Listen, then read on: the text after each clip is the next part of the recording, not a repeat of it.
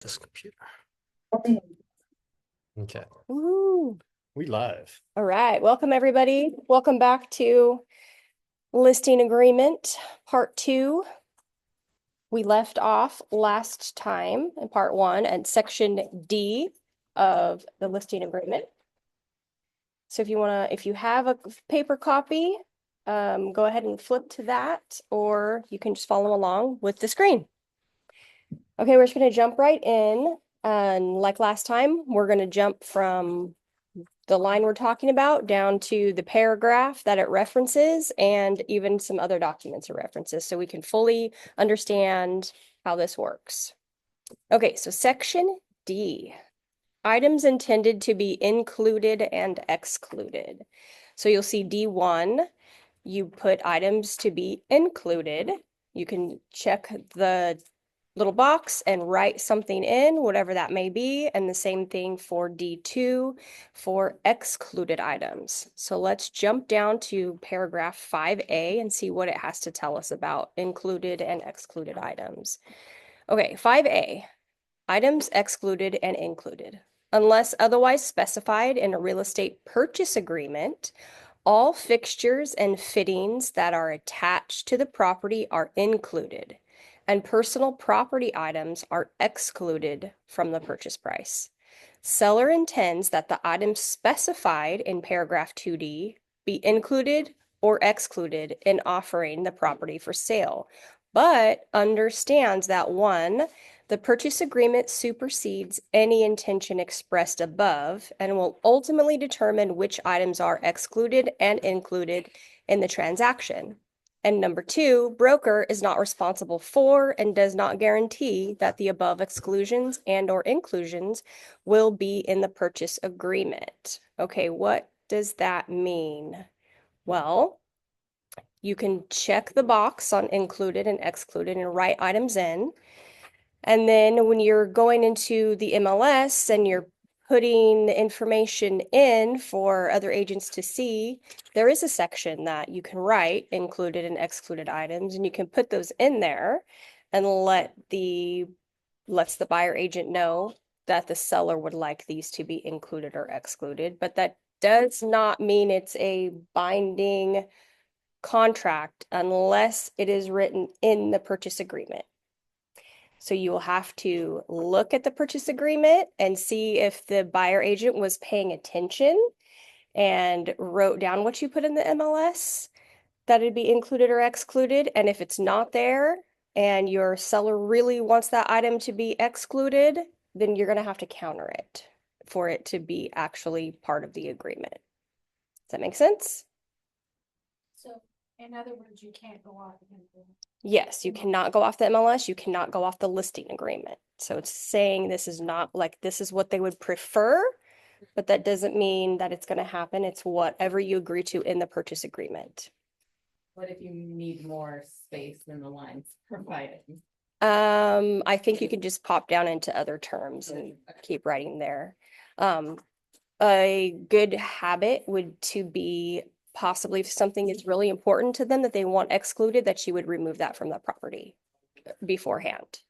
So let's say grandma's fancy chandelier is in the entryway and they are excluding that from the purchase. It would actually be in their best interest to remove the chandelier, store it safely, and put up a replacement light fixture. So that's not even part of the property. So it won't be an issue. Before pictures even. Yes, Mhm. yes, before So there's pictures. not any Mhm. cross. Exactly. Well, because the photos had a refrigerator in there as a vacant property, they always had intended to take the refrigerator. Uh-huh. They go, well, it's in the photos. Well, no, it's not in the contract. Right. Yeah, So, Oh, Yeah. yeah. I never assumed the fridge. yeah. Yeah. So when we were selling our house up in Chico, we rented out for a while when we moved here. So about a year later after being here, we decided we had just redone our kitchen before we moved and we had really nice appliances. We moved here, we had a new build and they were fine appliances, but mine were better in Chico. So we went up and we switched the appliances. So I redid the photos of the kitchen Mm. and put new ones up showing the lesser fancy appliances than the ones that I took so that there wouldn't be any, wait a minute, I thought we were getting this nicer stove, so, Smart. yeah, You forget about the pictures, that's right. yeah, Yeah, cause my parents were about to list and they wanna take some shelving and I'm like, Yeah. get it down now. yeah, And exactly. Kind of study up those goals. Yep. before fixture. Yes, so the more you can do beforehand, especially with an exclusion, do that. I know that the fancy chandeliers, they like to do that, and it's one of the reasons we like the house. Right. And always get into this thing about, well, no, it's their grandma's chandelier, and Yeah. so, I mean, Right. that is good advice, take it Yeah. down before. Yep. Yeah. Okay, moving on to D3, leased items. Okay, and I guess we'll do D4 too, leaned items. Okay, so leased items, they have already filled in areas here for a propane tank, a solar power system, a water softener, an alarm system. Those are typically what you'll see as leased items. There could be other things that we just don't think of, and that's why they give you a box and a line to write something in. A leaned item is something different. We'll read about this in 5B, so we can see the difference here. But it's really important for you as the listing agent to really talk to the seller about what items are leased and liened. They might not know the difference. They might not understand what they have. And so this is the time to gather all of the appropriate documentation, whether it be solar lease agreements, the lien on the house, or the financing paperwork if it's liened, anything with propane tanks, water softeners, all of that. Ask them upfront for all that documentation so that you can make sure you have all the correct info to give. And when you buy a prelim, because Yes. I was involved in that one out in Easton, and it was a buyer to assume the leased solar. Mm-hmm. It's not, it's owned, there's a loan on it. Oh, okay. Which is a big difference between. a Right. Lease system and a loan system. Yes, there is a huge So now we difference. have- They might not even be able to take over the film. They may not, I Yeah. mean, Gotta qualify, right? Yeah, and it would have to be assumable. and it would have to be assumed. Mm-hmm. The financial institution's gonna just let, Yeah, you know. exactly. I mean, especially, it's like, I mean, it's good term, that's 1.99% or something, but Yeah, they don't have to. it gets tricky for sure.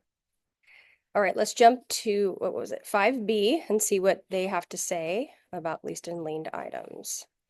Okay, 5B, leased or not owned items are called liened items. The items specified in paragraph 2D3 are leased or not owned by seller, and the items specified in 2D4 have been financed and a lien has been placed on the property to secure payment.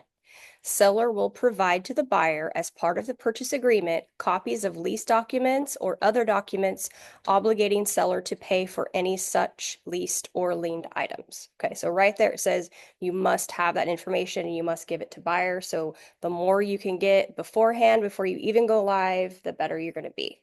Is it shorter delivery time than their disclosures or is it the same? I think it's the same. Actually, we can 3 days. It's a good question. Let me know when you find out. Yeah,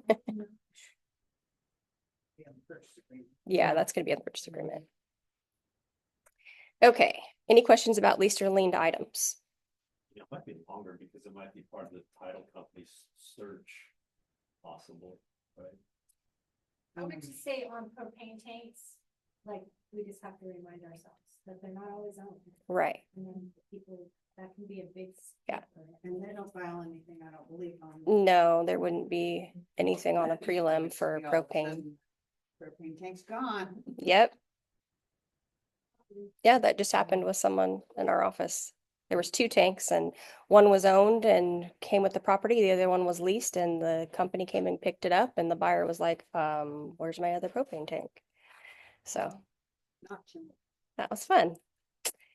Okay, D5, smart home features. So same thing, included, excluded. Literally, it's just any smart home features. They don't specify the difference in them. That's up to you and the seller to figure out what is going to be included or excluded. Says prefers so that seller can decide at the time of offer. Yes, again, and the same thing applies with included and excluded. It needs to be in the purchase agreement to be legal. Okay, now the fun part, MLS and public marketing, section E. Okay, property will be marketed in the following MLS. There's a line for primary, and then there's a line for other. A lot of us are part of more than one MLS, and that's where we would list them out here. If you are part of CRMLS as well, or maybe Tulare or whatever you have access to, you would write them all in there. And we are going to read the MLSA form. A lot of this information used to be within the listing agreement itself, but with the changes that happened with the lawsuit, they took all that out and compiled it into a new form called the MLSA. And it is in your listing packet, a couple forms behind the listing agreement. This is a whole form? Yeah. And this is one that I'm noticing a lot of people missing how to complete it, because there are sections in here that actually need to be completed. Yes, that is the days on the market form. That's the important part. Yes. Okay, so we'll get to that in a second, but first we're going to start out with what is an MLS. I'm not going to read this line by line, but this is going to explain to your seller that the MLS, what it is, how other agents subscribe to it, and how it goes out into other agents' hands, and then from there, whoever contracts, like the Zillows and the Redfins and all that, that's how it gets dispersed out into the general public. So it explains that, explains the information that is in the MLS, including the address. So it's warning the client that their address is going to be out there. There's going to be pictures out there. They can opt out if they do not want that, but there's also warnings about the exposure to the public will be less if they opt out of these things. Okay, and this is all in there. What I wanted to point out is 1C, where it's talking about what is the broker MLS. You know how it said primary, right where we write in your primary one? This is a warning for agents that do not live in the area that they're listing a home, which we have seen a lot lately. Like people from LA are coming up here and listing homes. They're putting it in CRMLS, but not in the Fresno MLS.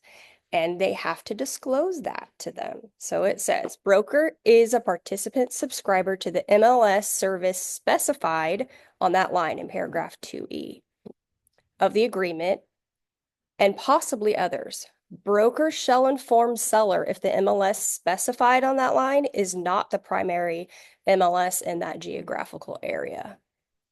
So that I found important, because a lot of like we've had people come in and say, why can't I find this house on Fresno MLS? Oh, well, it's because it's an LA agent and it's on the CRMLS. So then we have to go to the CRMLS and try to find information about it. Okay, so that agent should have told the seller here in Fresno, I actually don't belong to your MLS in that area, so I'm going to have less exposure for you. They probably don't say that, but they're supposed to right here. It's stated in the MLSA form. They do not say it. Oh, I know. Big jump. I don't know if this is the appropriate time for it, but we just Yeah. ran into a problem. Irma had made a change in the MLS. For some reason, she has her, and this is another question maybe you can bring up to the guys later. That Irma's got it in 3 different MLSs. Okay. She's got it in the Tulare, the San Bernardino, and the Fresno MLS. When she sent it to the Tulare MLS, Anna did the inputting and she made their MLS the primary. So we made a price change and it never took online. It does show in the MLS has changed, but it doesn't show online has changed. And I think they gotta do something about making sure they don't overwrite our ability to be the primary MLS. Because there's a section for it in the listing contract, right? Where it says primary, yeah. It's primary, Yeah, right? and that She 2E. Like her primary is the Fresno one. Yeah, but when Hannah did the inputting, she put or Oh, their she MLS as a overrode primary, it. So yeah. anytime Irma has a change, she has to go through Anna. Yeah, I think it's through Broker Wolf, so you might wanna bring it up to those guys. Oh, I don't think it's through Broker Wolf. I think Anna has to make the change. I think she made it in Broker Wolf, because they don't actually make any physical changes on price, right? It's the MLS that makes the changes, and Broker Wolf changes it on the internet. So it has to go through Broker Wolf to make the change on the internet. So she has a primary in Broker Wolf. I think she changed it. So she physically had to do that. Yeah, so anyway, Okay, that's where the line is, right? In the contract for primary, secondary. yes, yeah. So, yeah, and in Irma's case, it'd be a third one. So, And she can just put comma and keep Yeah. writing on that second line. Hmm.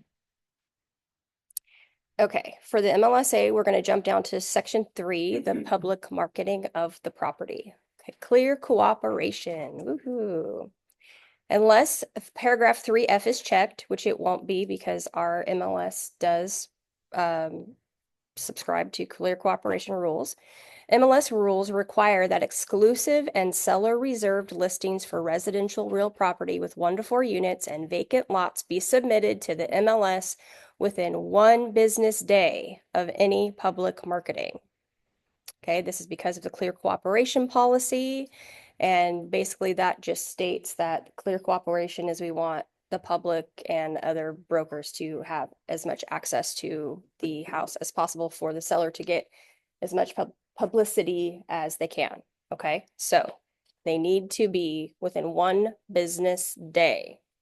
Okay, public marketing includes, but is not limited to, flyers displayed in windows, yard signs, digital marketing on public-facing websites, brokerage website displays, digital communications, marketing, and email blasts, multi-brokerage listing sharings networks, on and on. We could have a whole class on this and coming soon and all of that. I don't want to spend too much time on that today, other than to say when you get your listing agreement signed on section 1A, you have the listing period.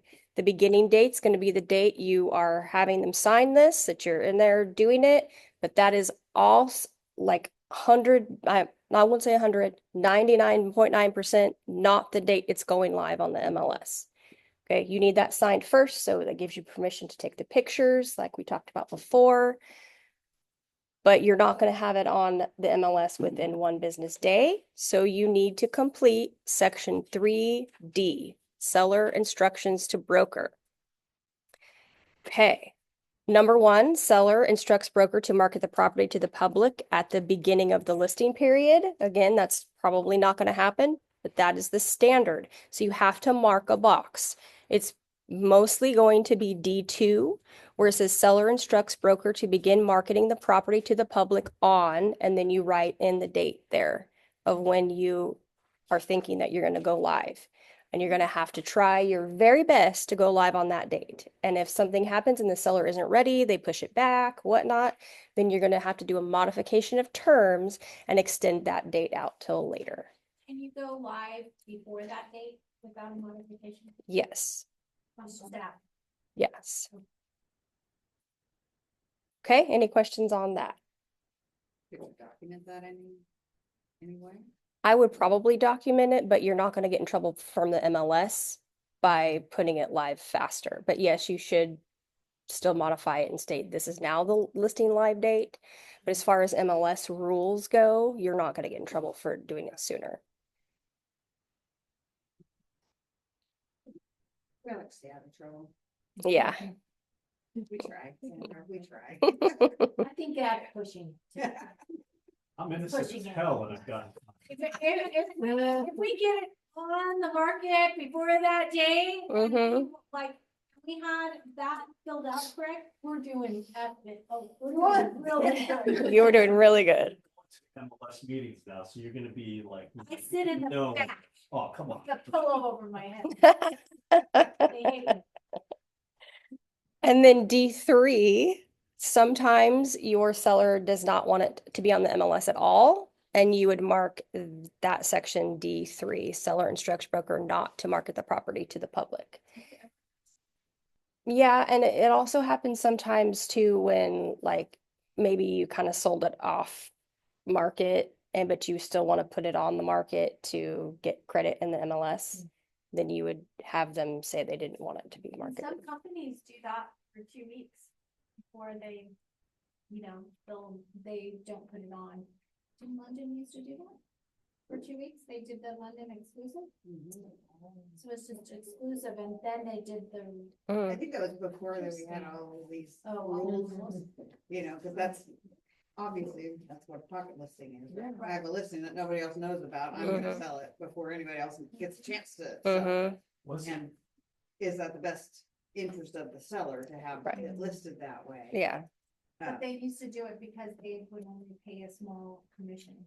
Right, they had a, Yeah, They they had had a little commission. they had a couple, cause London plays by its own rules, they don't use our CAR listing agreements. they had a different sign for those too, right, back in the day? Yeah, it was a different sign.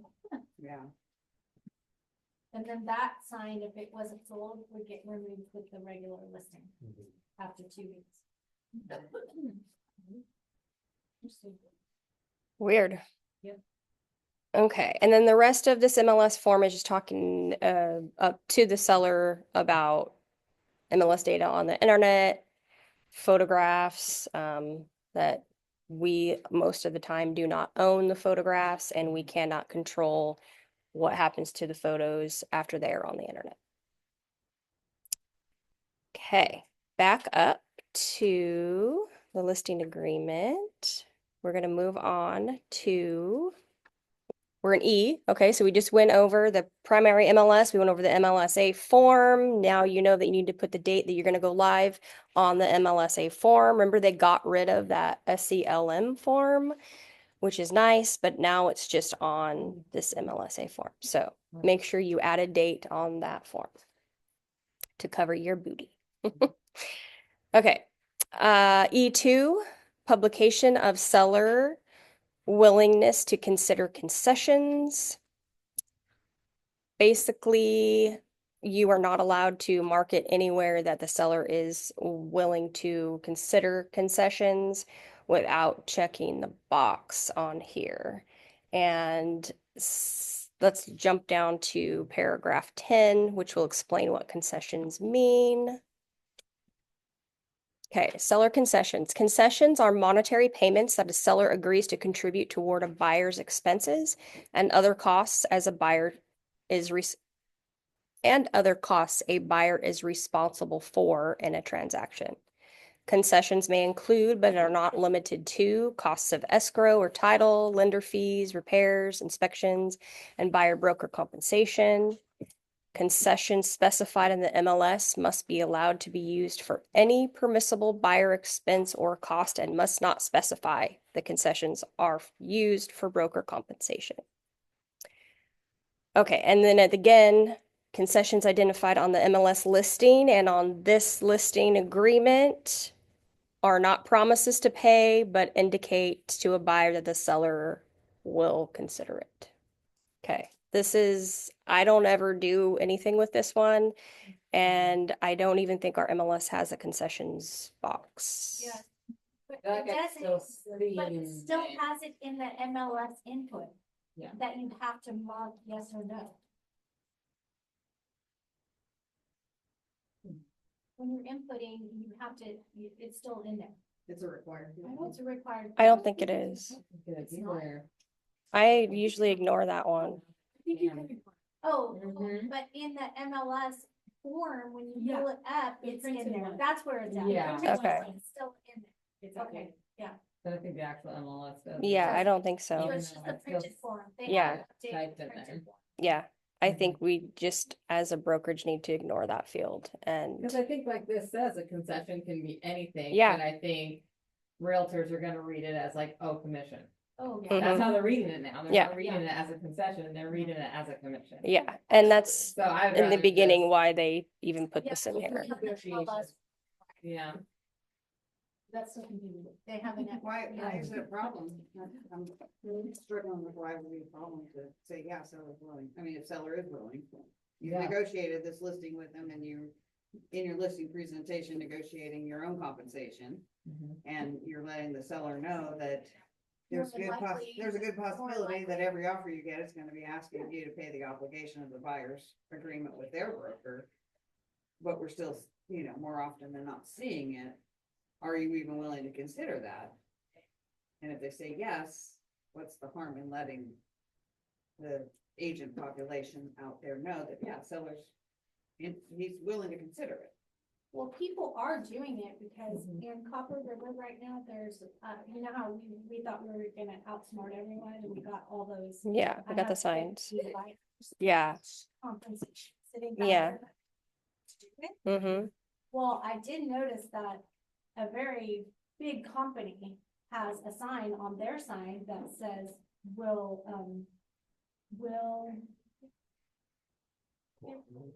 cooperate, yeah, something like that.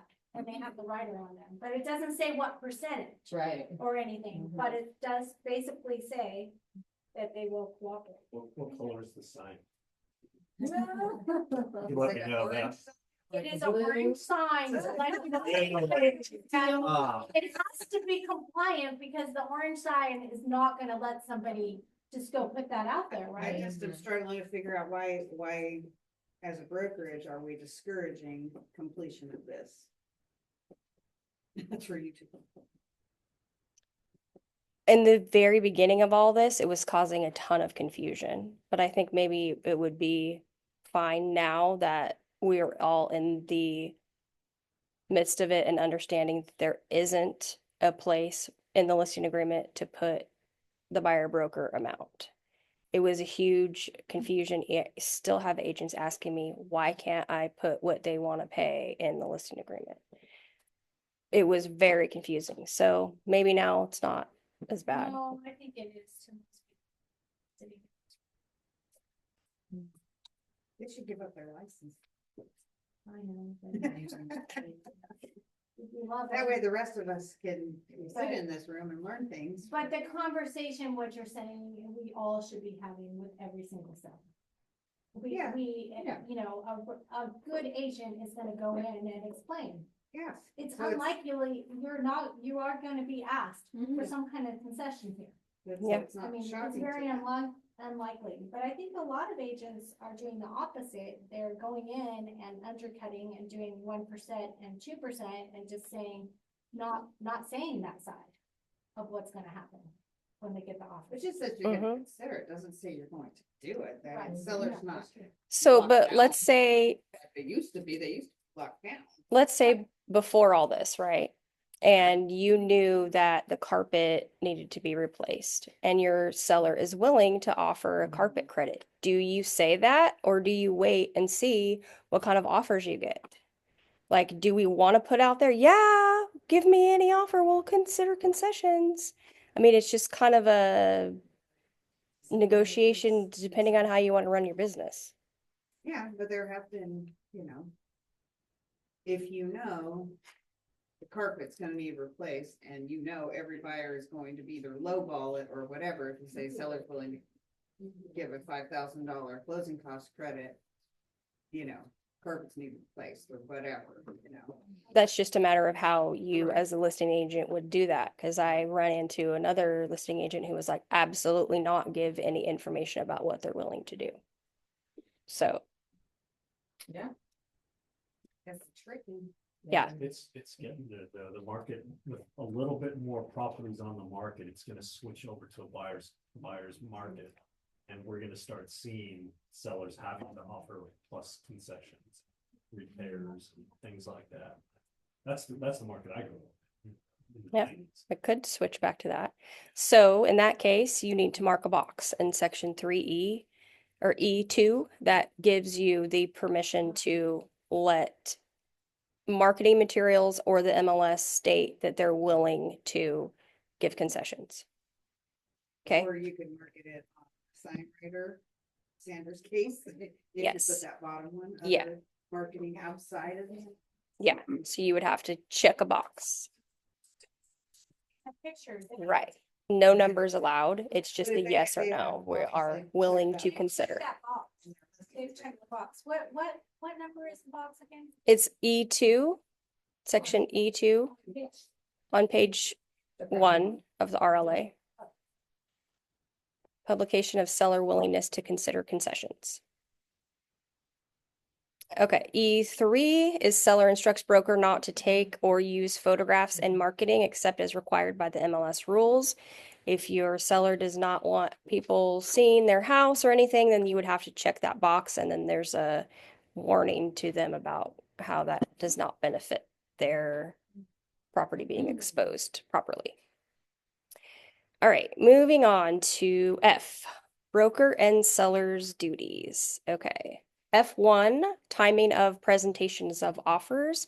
Seller instructs broker to present all offers received as soon as practicable. That's the standard. Or you can check a box and state that offers shall be presented on, and then you fill in a date or a days after the property is listed active on the MLS. So let's see what 7B has to say about that. 7B, presentation of offers, strategies affecting delayed offers and buyer broker compensation. There are different strategies for obtaining the best offer for seller. Seller is advised that certain buyers may prefer not to be in a competitive situation and either may not make an offer if there is instruction that all offers will be presented at a later specified time, or may try to make a preemptive offer that will expire shortly, hoping that seller will accept before the presentation date. Additionally, certain buyers may not be able or allowed to pay compensation to a buyer's broker. These buyers may request for seller to pay buyer's broker through a term in the purchase agreement or through a separate compensation agreement. Seller is advised to discuss and consider the best strategy for seller related to the presentation of offers. Okay, so A, seller instructs broker to present offers basically as they come in. And then B, seller instructs broker not to present offers until a later time. Seller has elected to have broker hold all offers and present them to the seller as specified. Broker will inform seller that an offer has come in, but will not submit the offer to the seller unless specifically instructed otherwise in writing. Local MLS rules may impact this practice and whether it will provide any benefit to the seller. Broker and seller may amend this instruction by agreeing in writing. Okay, so basically if they say, check the box, I don't want to see offers until Monday or whatever, hold all of them, you still have to let them know that you received one, but you don't have to submit it until that time period. Otherwise, the standard is to submit it, go over it with your seller as it comes in. Next question. Yeah. So, what if, and I'm sorry, so let's say that you do have like a date that you're gonna present all of the offers, Mhm. but there is one offer that expires before then. Is what happen? I would tell the seller and see if they want to go over it.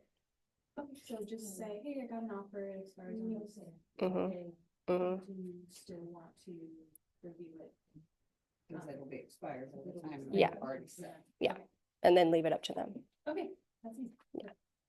And then if they don't want to, you can always give the buyer's agent a heads up saying they're still waiting till Monday. Mhm. If you want to remain, you can leave it or they can extend it, otherwise their buyers could be. Yeah. Gone. And have their day.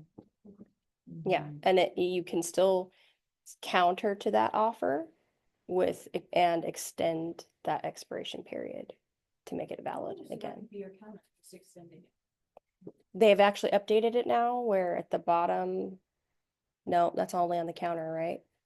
Yeah, you'd have to counter it. You'd have to extend it. Mhm. Did you have something you were gonna add? Okay. I was just thinking like if it was like intentionally trick to get them to take that offer. kind of That's why box. they would do that. Yeah. Yeah. Yeah. But that doesn't mean it's gonna work. Because I had one, they even modified it to 24 hours. The offer, Mm-hmm. because they were going into the weekend, which made sense, because in the buyer's best interest, that if the seller didn't want to take it, they could continue to look at houses and put offers in that weekend. So, Okay.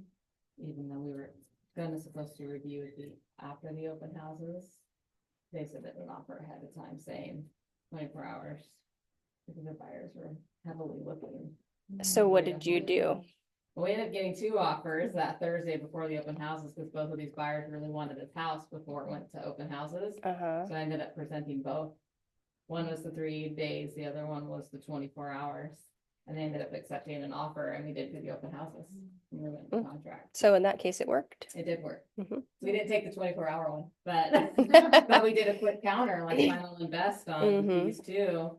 And but it made sense why they did the 24 hours, because if they weren't gonna accept it, they still wanted to look and make possible offers, because you can't make multiple offers. Nicole, I'll give you an example of the opposite. When the banks had foreclosures, they had to be on the market for 7 days.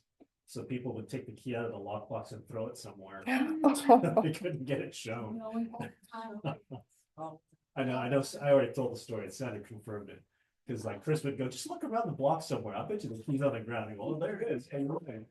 So, Wow. The foreclosure market was We could just go to another foreclosure and take that key out, because if it was a master key. we had like 30 keys. Yeah. Yeah. It was just the You market ended up at getting that all the time, keys, and all so the we codes, listed all the it master for- codes. And we're gonna start marketing it Thursday, Friday for the open houses that weekend, and then present any offers that come in on Monday and Tuesday. Like a fast market. And it was a little quicker, things weren't sitting that long, they're sitting about a week or a weekend. And then 2 strong offers came in that Thursday, like we had some showings already. And we got 2 strong offers, and I know that 24-hour buyer was from out of town, so they were gonna look that weekend, and their goal was to like find something. This year, they really like that house. So in that case, that makes sense. Wow. Yeah, and my sellers were confused, like, why aren't they following the rules? We told them we weren't gonna review till next week, and I said, when a buyer loves a house, they're not gonna wait. Yeah. They don't care that you're gonna present next week, they don't wanna lose out on the opportunity. Yeah. And- But they also don't know that whoever that the seller doesn't know whoever came that weekend over the open houses would have loved it more They take money, that risk, you know. But Mhm. they ended up, they were gonna be happy if they got what they were asking for it at list price, and both offers were over list price.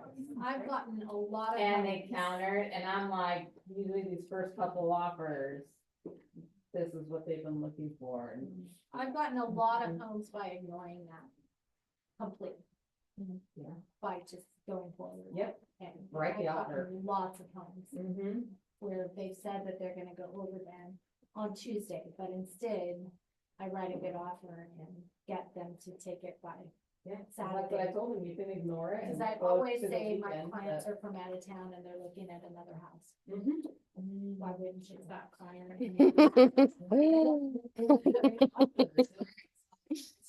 Can't go wrong with either one of these. And yeah, it was a cash and a quick close, and that's what got it. Oh, Over gosh, ask. yeah.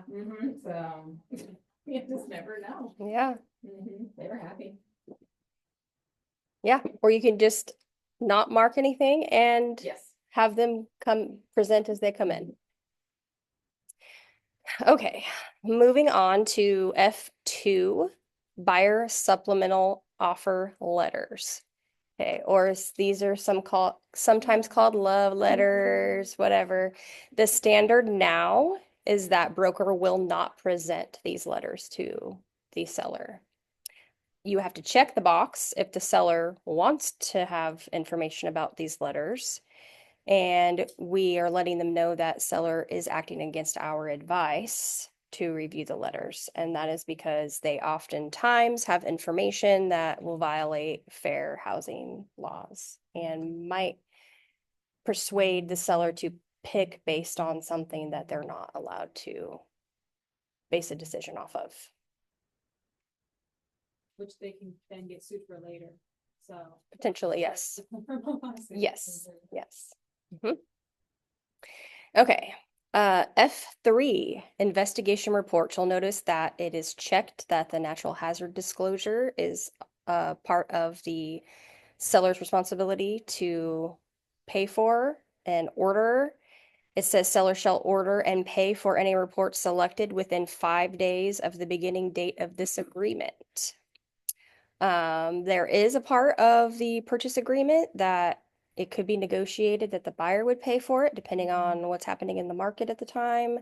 And also the buyer could request it be from a specific company. So if you're heavy on the listing side and you know that you have to get the NHD and it needs to be ordered clearly within 5 days of signing this agreement, not the purchase agreement, you're going to have your NHD ordered in advance and ready to go. What happens when the buyer writes in that it's a different company they want? You're going to have to counter it out, or you're going to have to reorder a different report. So that's something to keep an eye on in the purchase agreement. Okay, any questions on that?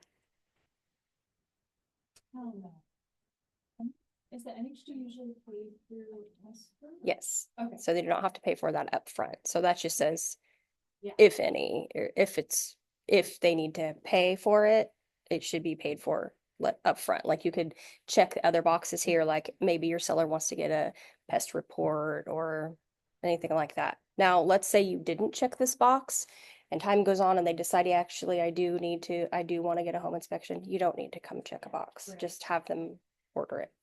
Yeah. And then if they don't ever have an escrow, they're not out any money. For the NHD, but they would be for a pest Right. or a home or whatever. Yeah. And this is a good time to inform them that if they're in the HOA, they're gonna have to pay that fee upfront. Yes. Price sometimes. And one word of warning on that, because it does talk about the HOA and ordering those.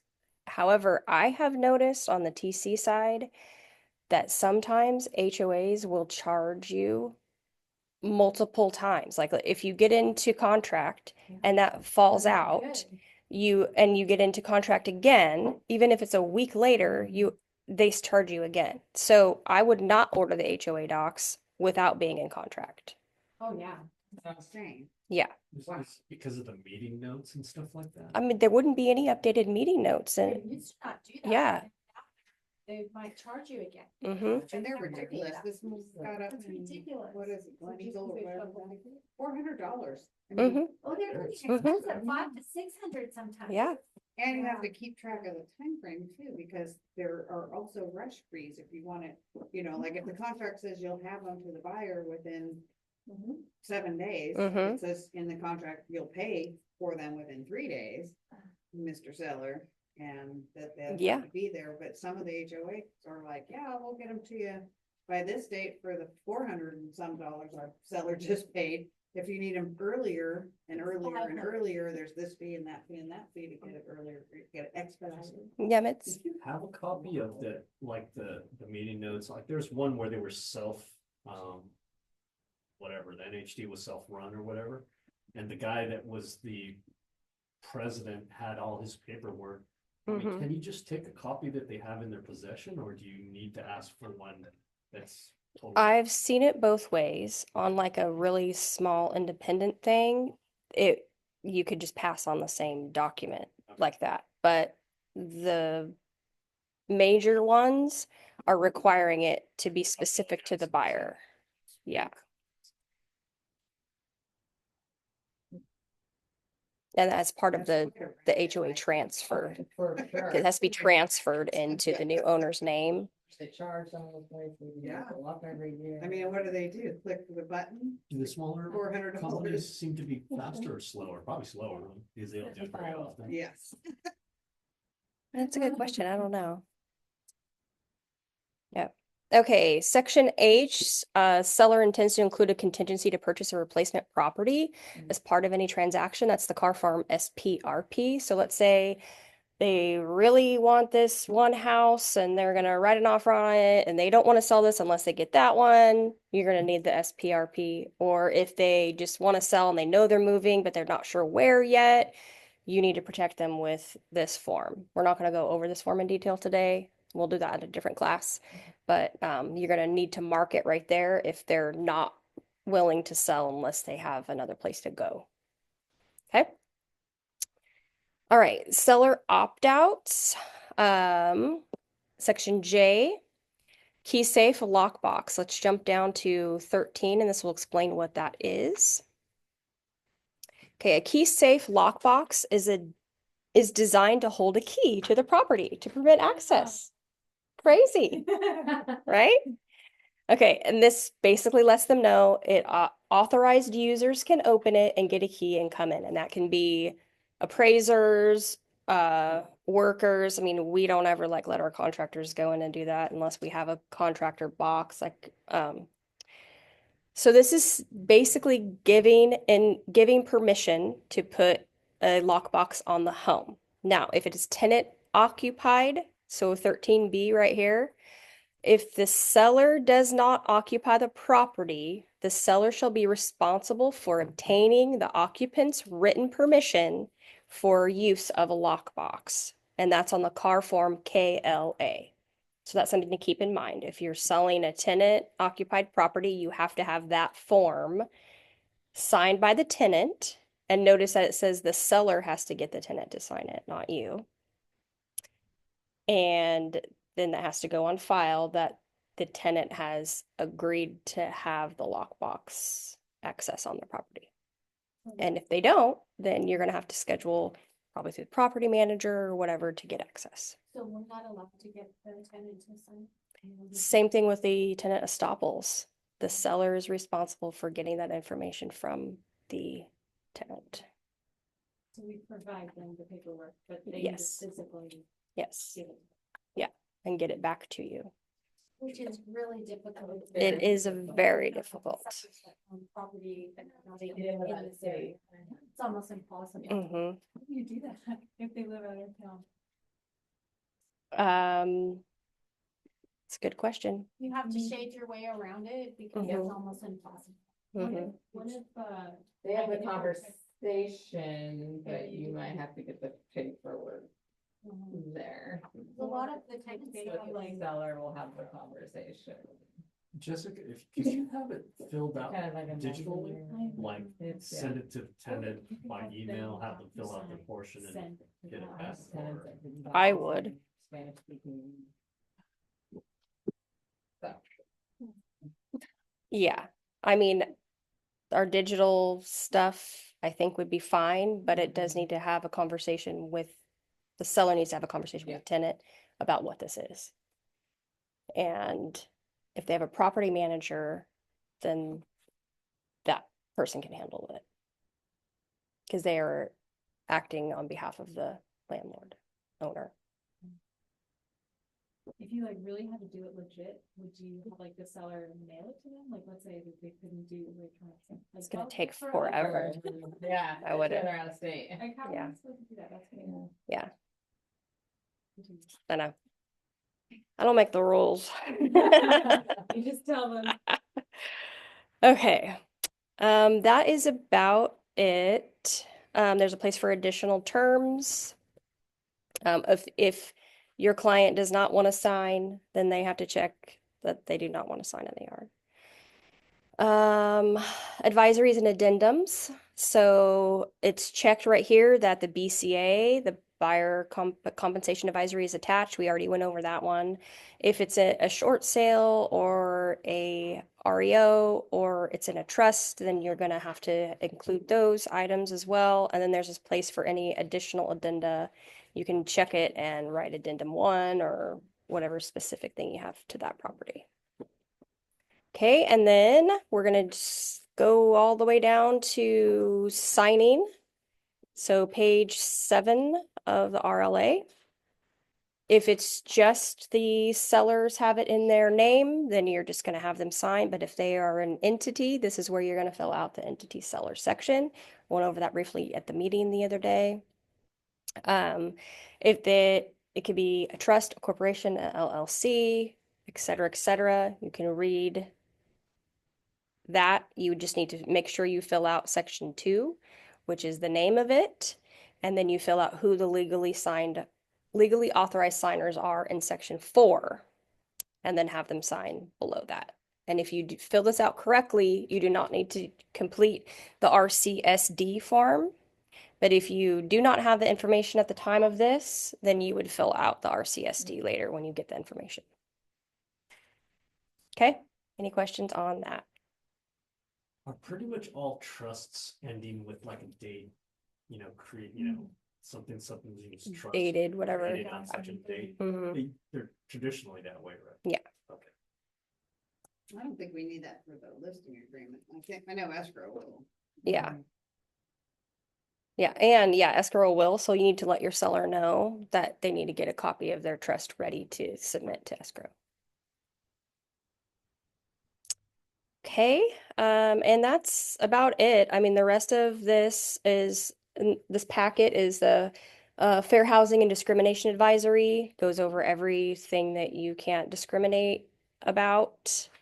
And the seller advisory is actually very informative. It goes over why they need to fill out disclosures, what the differences of them are in certain areas. And I'm going to take another class where we go over this form and go over some of the statutory disclosures and how those should be completed and what some of those terms mean. So I'm not going to go over this today. During that meeting, would you be able to, tell us like how you would present it to the seller? Like, Sure. how you would describe it? That might be helpful. like, Yeah. I'm not- Okay. And I have a question too about disclosures. Since we're gonna have another class, Mhm. just so I don't forget, I wrote it down. So how would a listing agent disclose if the client refuses? Like you know something and they know something, but they end up not disclosing that on the paperwork. Okay, we'll go over all. Yeah. You have that Nothing right now? happened to me. Oh. It happened when I was taking a training and she let her client know, like, I know this and we have to disclose it. Why did you put it down? And he was like, I don't want to. Which is why I have to do it anyway. And I wasn't sure if there was a formal way to disclose that. And I guess he was so difficult, she was hoping she'd lose him at this point. So he'd Uh-huh. fire her for disclosing the information. Mhm. And he didn't. She was like, dang it. So I was Sometimes you like, need to get fired. so I'm like, okay, so I'm curious, like how that all legally contractually works.